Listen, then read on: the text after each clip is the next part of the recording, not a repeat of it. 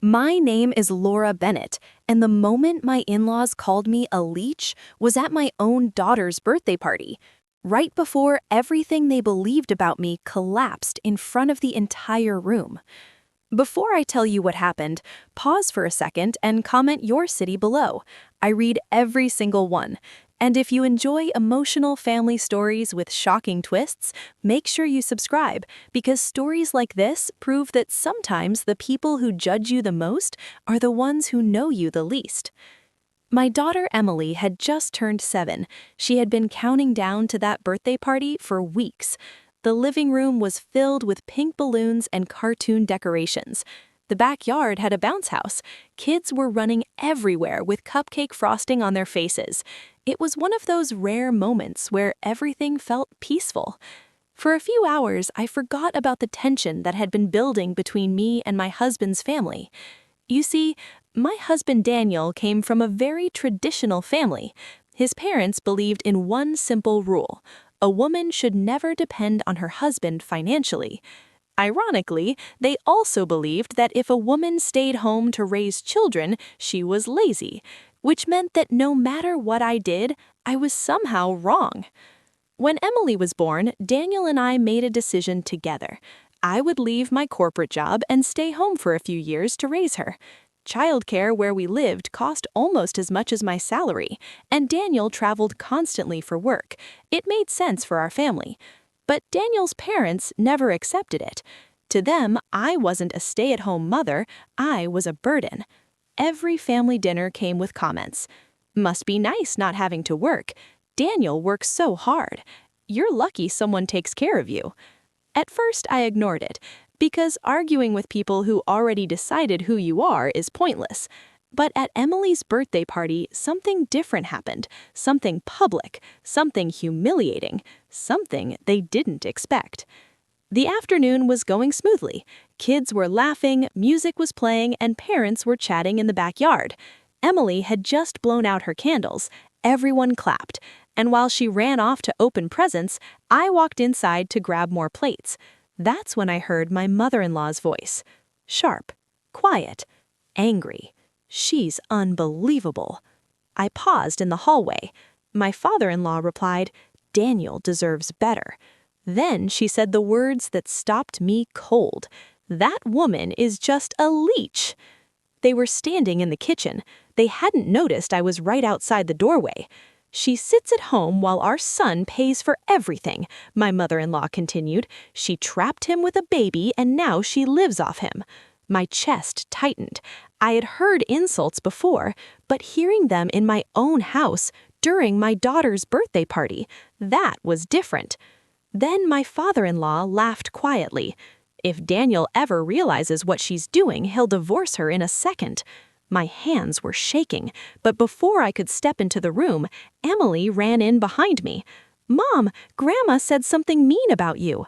My heart dropped. She had heard it too. Kids always hear more than adults think.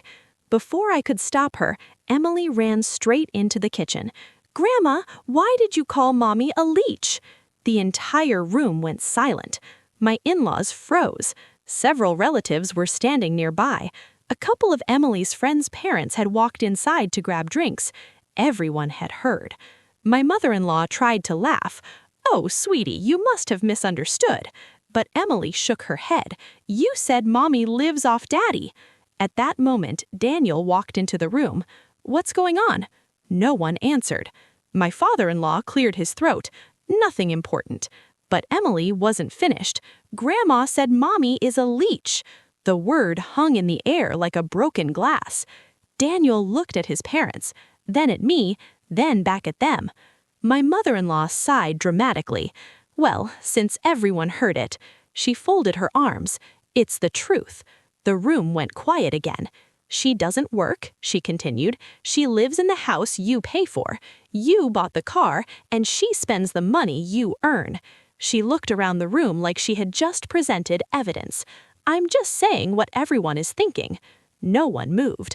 Daniel looked stunned, but I didn't feel angry anymore. I felt something else. Calm. Because there was something my in-laws didn't know, something I had never bothered explaining.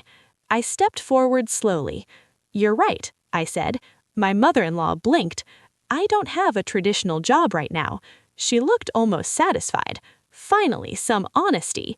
"But there's one small detail you forgot." "What detail?" she asked sharply. I walked to the kitchen counter and picked up a folder. Inside were documents I had been reviewing earlier that morning. Daniel frowned. "What is that?"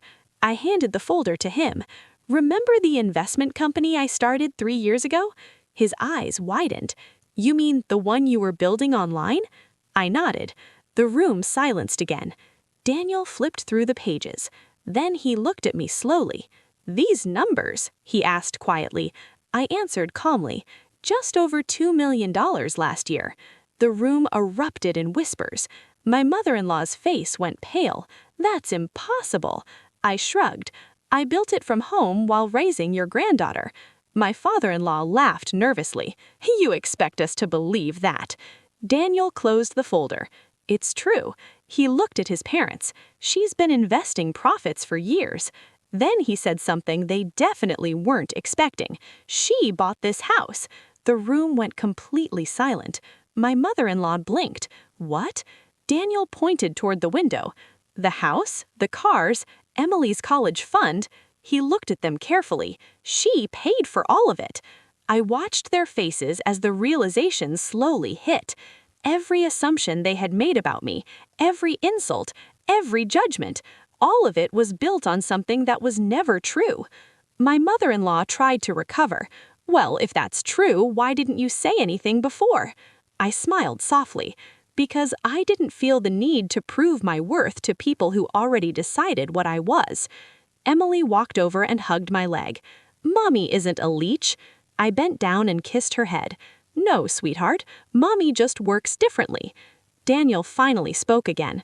"Mom, Dad, you owe her an apology." But they didn't say anything. They just stood there, embarrassed, exposed. For the rest of the party, they stayed quiet. No more comments, no more jokes, just silence. Later that night, after everyone left, Daniel sat beside me on the couch. "You should have told them years ago." I shook my head. It wouldn't have changed their opinion. He nodded slowly. "Maybe not." Then he smiled. "But I'm glad they finally know." As for my in-laws, they haven't called me a leech again, not once.